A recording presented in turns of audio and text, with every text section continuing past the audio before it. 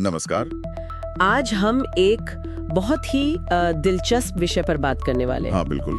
कि क्या artificial intelligence मतलब एआई हमें ये समझने में मदद कर सकता है कि एक छोटा बच्चा क्यों रो रहा है। हाँ, और ये आइडिया आया है एक गूगल इंजीनियर के अपने अनुभव से। उन्होंने एक YouTube वीडियो में बताया है इसके बारे में। हाँ, ये कहानी है स्टिल कुमार की। वो गूगल में इंजीनियर हैं और जब वो नए नए पिता बने थे तो अपनी बेटी के रात में रोने से वो बताते हैं कि वो बिल्कुल बेबस से हो जाते थे।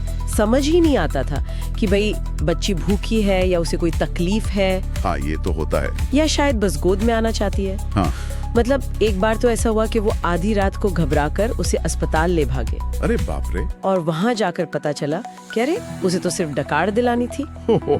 ये तो मुझे लगता है हर नए पेरेंट का जाना पहचाना डर है। बहुत स्ट्रेसफुल होता होगा ये। बिल्कुल, और शायद इसी अनुभव ने उन्हें सोचने पर मजबूर किया। हाँ, कि भाई टेक्नोलॉजी इसमें कुछ कर सकती है क्या। मतलब क्या एआई बच्चे के रोने की इस भाषा को ट्रांसलेट कर सकती है। एग्जैक्टली, यही सवाल था और इसी ने उन्हें इस प्रोजेक्ट पर काम करने के लिए इंस्पायर किया। अच्छा, तो उन्होंने क्या इस्तेमाल किया, मतलब कौन सी टेक्नोलॉजी। उन्होंने गूगल के ही एआई टूल्स यूज किए, जैसे वर्टेक्स एआई है। वर्टेक्स एआई, हाँ सुना है इसके बारे में, एआई मॉडल्स बनाने के लिए। हाँ वो एक प्लेटफॉर्म है। और जेमिनी भी गूगल का जो पावरफुल एआई मॉडल है। अच्छा, जेमिनी। हाँ, और उन्होंने इस पर काफी रिसर्च भी की। तो रिसर्च, उसमें क्या निकला, कुछ खास। हाँ, उसमें एक बहुत ही हैरान करने वाली बात सामने आई। क्या? कि रिसर्च के मुताबिक पूरी दुनिया के बच्चे, मतलब चाहे वो कहीं भी पैदा हुए हों, वो मुख्य रूप से 5 अलग अलग पैटर्न में रोते हैं। सिर्फ 5? पूरी दुनिया में। ये कैसे हो सकता है? हाँ, ये पैटर्न उनकी जो बेसिक जरूरतें होती है ना, उनको दिखाते हैं, जैसे भूख लगना, डकार की जरूरत होना, नींद आना या कोई बेचैनी, पेट में दर्द वगैरह। 5 यूनिवर्सल पैटर्न, ये तो कमाल है। मतलब एक तरह का सीक्रेट कोड है बच्चों के रोने में। हाँ, कुछ वैसा ही समझ लीजिए। इन पैटर्न्स में फर्क क्या होता है? हाँ, वही मैं पूछने वाला था। आवाज की पिच मतलब फ्रीक्वेंसी, उसकी लय मतलब रिदम, और आवाज कितनी तेज है उसका एम्पलीट्यूड, ये सब अलग अलग होता है। अच्छा, जैसे कोई उदाहरण?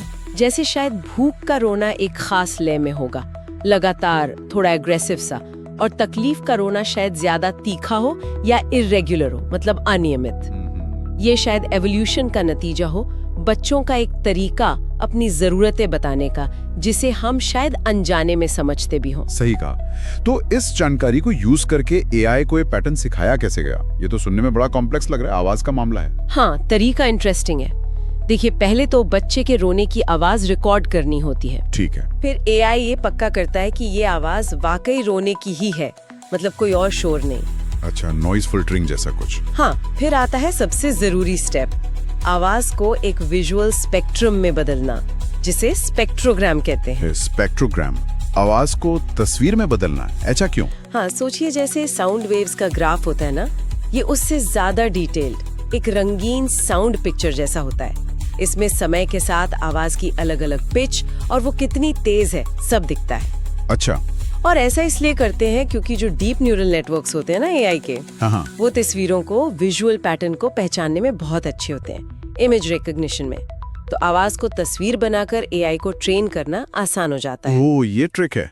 तो आवाज की तस्वीर बना के एआई को वो 5 पैटर्न पहचानने सिखाए गए, समझ गया। बिल्कुल। तो फिर लक्ष्य क्या था, कोई डिवाइस या कोई ऐप? हाँ, उनका लक्ष्य था एक सिंपल प्रोटोटाइप ऐप बनाना। ऐप? ओके। हाँ, फ्लटर में बनाया गया। फ्लटर से आप जानते ही हैं, एंड्रॉइड, आईओएस दोनों के लिए ऐप बन जाती है एक ही कोड से। हाँ, क्रॉस प्लेटफॉर्म। सही।